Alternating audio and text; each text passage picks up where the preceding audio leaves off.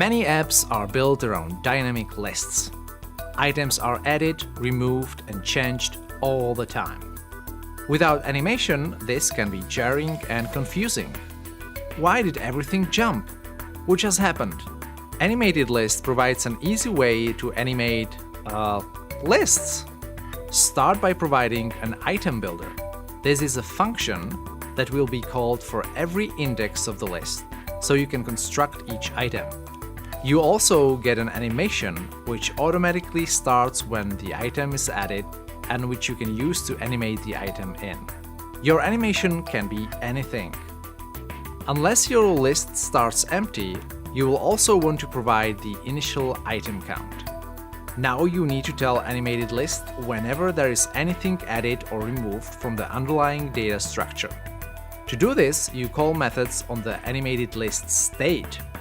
This class has the methods insertItem and removedItem. How to get hold of AnimatedList state though? There are two methods. When you want to initiate an animation from inside the list code, from inside one of the items, you can use AnimatedList.off context. From anywhere else, use a global key. Attach it to the AnimatedList widget, and now you can call insertItem, removeItem from anywhere.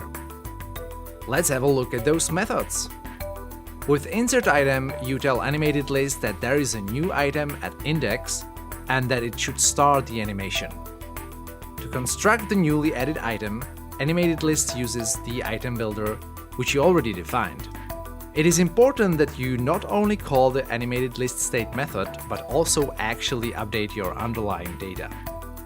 RemoveItem is similar. You tell AnimatedList that the item at index is being removed. You also need to provide a builder for the widget to show while it's animating out. Once again, you are provided with an animation that you can use, and the sky is the limit for what that animation looks like. And remember, it's important to remove the item from the underlying data structure.